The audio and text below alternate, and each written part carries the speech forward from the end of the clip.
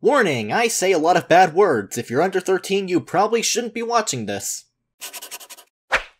A man has fallen into the river in Lego City. In my X7 review, I teased that my next video would be on Mighty No. 9, and here you all go. Today we're talking about Lego Star Wars. Okay, look, my last two reviews were on that and the interactive masterpiece known as Life of Black Tiger. Let me have this. If there's anything I've learned throughout the years, it's that Lego makes everything better.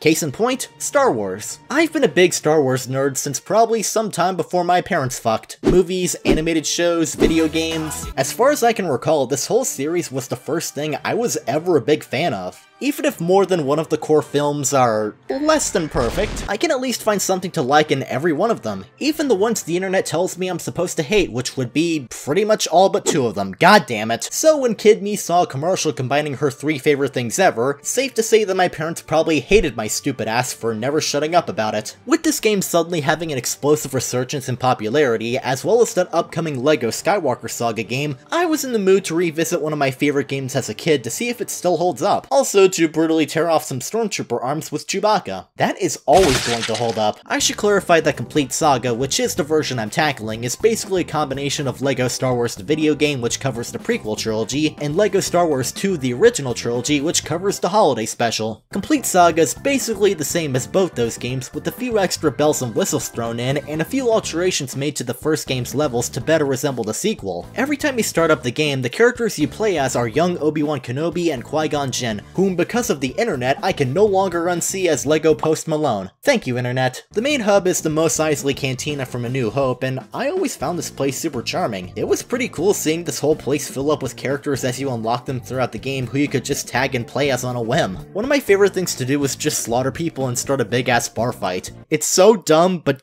god damn it, it's so much fun. I do think it's pretty cool what the more recent LEGO games have done with massive open worlds and everything, but personally, I'm always gonna prefer the smaller hub area that just acts as an easy gateway to the levels. Starting off, the only level open is Chapter 1 of Phantom Menace, so off we go. Obi-Wan and Post Malone are brought to the droid control ship, their ride gets blown up, and their pilots die a horrible, agonizing death. For what's essentially the first level, it's pretty solid. You learn the basics of combat, unique player abilities, and all the extra side objectives like collecting mini-kits and filling up the stub meter to become a true Jedi. Let me tell you, when you fill that meter all the way up and you hear that, you instantaneously right there feel like the biggest badass on planet Earth. For the most part, lightsaber combat is pretty simple, but pretty fun nonetheless. Get a 3-hit combo, a single jump lunge, a double jump ground attack which is surprisingly effective at crowd control. Also, you can instantly deflect blaster bolts with a perfect block, and that knowledge proved incredibly helpful when I was playing through Jedi Fallen Order, so I'm glad that my many hours wasted on this game helped me out somewhere in life. There's about 128 characters in the game. Take that, Ultimate. They're all divided up into different categories based on who can use the Force, who has a gun, who's a bounty hunter, who's a space Nazi, and who's a droid that can open a door. It's a pretty cool system that makes for puzzles that are simple but fun nonetheless. Then we get the characters who are literally useless. Why the hell can you purchase Boss Nass and Dexter Jetster and the alien giraffe people from Camino? They don't do shit! If anyone tells you they played Chancellor in Peril while playing as Palpatine for the bulk of it, they are lying through their teeth. If a character doesn't have a gun or a lightsaber, they're worthless. Except for Gonk Droid. Gonk Droid is a total fucking unit. Most of what you do in this game, and pretty much any LEGO game, is collect a bunch of studs to buy characters and extras at the shop. It's pretty simple both on paper and in practice, but I've put a concerning number of hours into these games, probably to the dismay of all my family members. When you beat the first level, all of the other movies are unlocked for you to play through. The plot of the game is pretty much a retelling of all the non-Disney films, just heavily abridged and silly. If a part of the movie isn't tied to a level in the game, it's cut out entirely. So yeah, if any of you were dying to see a LEGO version of the I don't like sand scene or any of those boring Senate chamber scenes, I am terribly sorry to disappoint you. I've always really liked the way these games retell the films with mumbling and grunting and physical comedy. It's super charming, and I much prefer it over the later games just using audio from whatever movie they're abridging. You can tackle each film in pretty much any order you like, and that's cool and all, but I'm gonna do this shit chronologically because I'm a basic boring ass bitch. The levels are made up of major scenes and action set pieces from all 6 of the movies. They did a really good job recreating the scenes and replicating their overall feel and comedic LEGO form. Phantom Menace follows its film the most out of all of the prequel levels. There's the opening negotiation stuff, the invasion of Naboo, rescuing the Queen and leaving the planet, the pod race on Tatooine, returning to Naboo and taking back the palace, and it concludes with the iconic iconic duel against Darth Maul. Aw man, Post Malone died. For the most part, the levels are pretty solid, but I don't really like the pod racing level that much. It's based on one of the better parts of the movie that oddly enough seems the most tailor-made for a video game, but here it's kinda boring and too short to really leave an impression one way or the other. Also, they severely underused the greatest Star Wars character in history, and just like the film counterpart, young Anakin is worthless and shouldn't be on the battlefield. But young little Annie at least has a funny death sound.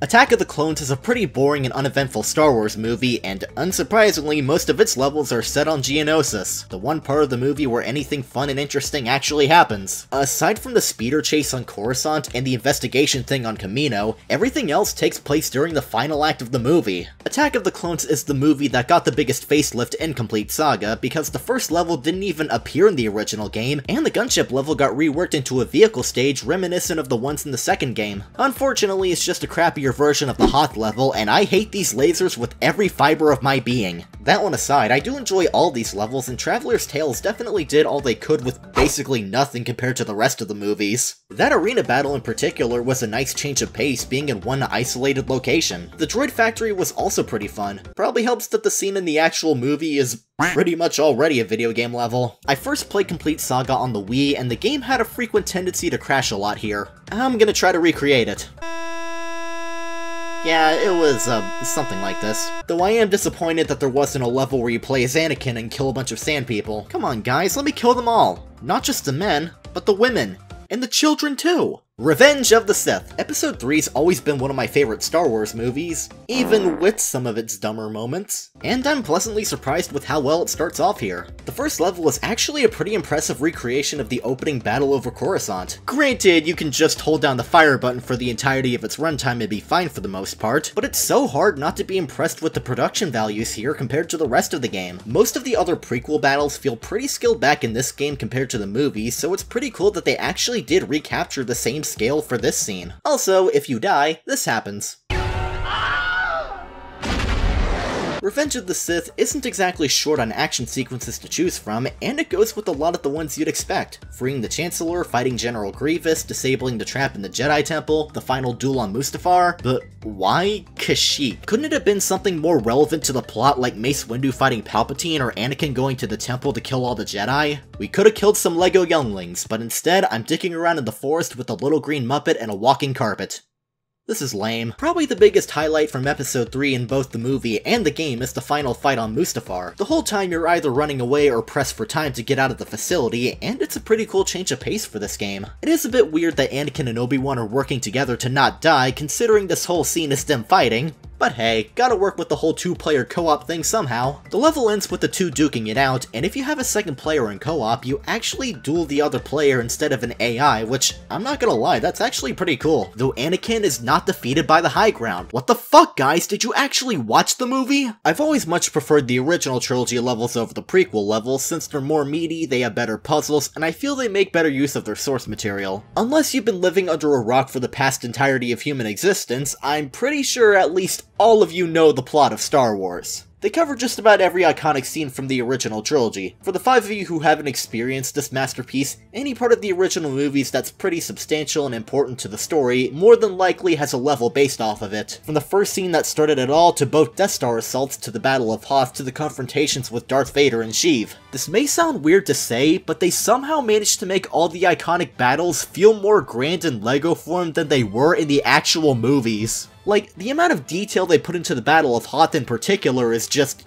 damn guys, you really gotta flex this hard, huh? The only time I really felt like they were stretching a bit with the levels was in Empire with part of the Falcon escape in Dagobah, but even those are handled pretty well. Like with the prequels, there are a few creative liberties taken to make the scenes work better with two-player co-op and function better as video game levels, but they still largely get the same point across as the original scene. For example, in Return of the Jedi, Sheev electrocutes the fuck out of Luke and Vader chucks him into a pit. In the game, it's a fully fleshed out boss fight where Luke and Vader work together to kill him and his royal guards, which is pretty similar to that throne room fight in The Last Jedi now that I think about it. Then again, the original version of A New Hope's opening in this game is basically the ending of Rogue One, so... Another difference is that R2 assists Luke in fighting Vader the first time by suffocating the fuck out of him, and Obi-Wan gets off his lazy ass to fight Dooku instead of laying there after getting a couple cuts and letting Dooku try to crush him later on in the fight. Anakin still does that though, and for that he only has a brain cell count of about 5. You were the chosen one! The only level from the original trilogy I'd say that I don't like is the speeder chase on Endor. I'm not a big fan of levels that are full of a bunch of wide open empty space, and yeah, there's a bunch of that here and it's about as fun as you'd expect. It feels like the character models got scaled down because they don't exactly match up with the environment. Also, the Lego studs are about 50 times bigger than they normally are. What the fuck is this scaling?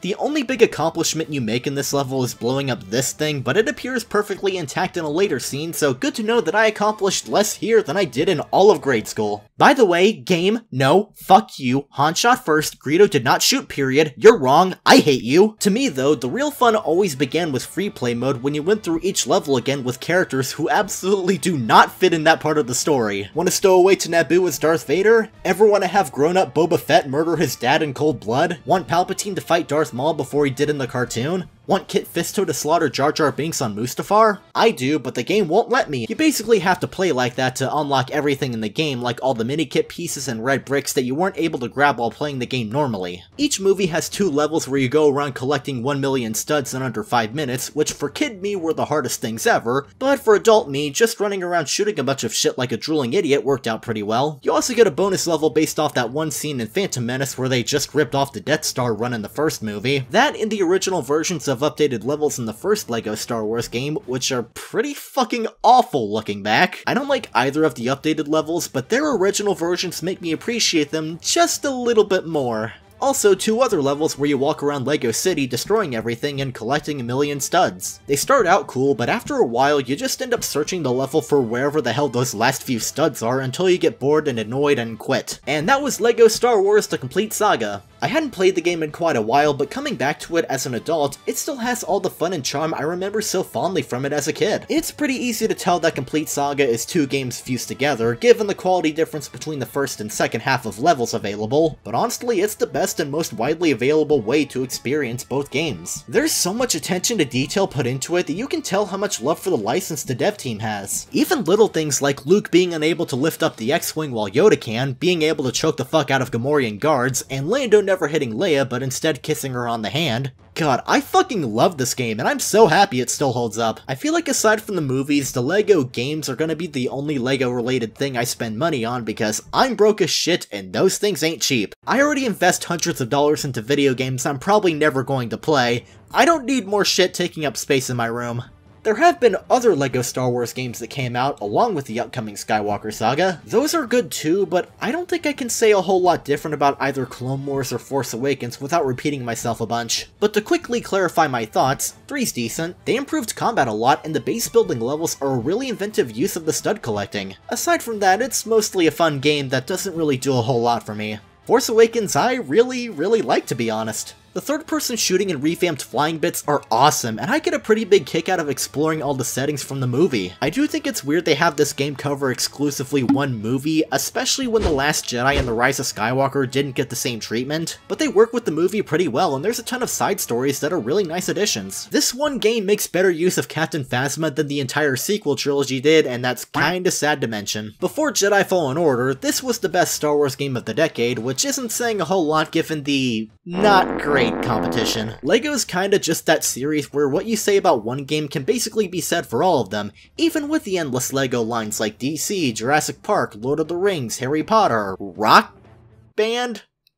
What the fuck? I don't think I'd call Complete Saga my favorite LEGO game because, well, LEGO Marvel Superheroes is pretty damn incredible, but I still get a huge kick out of this one. I don't know how to end this video, so, here's a death sound.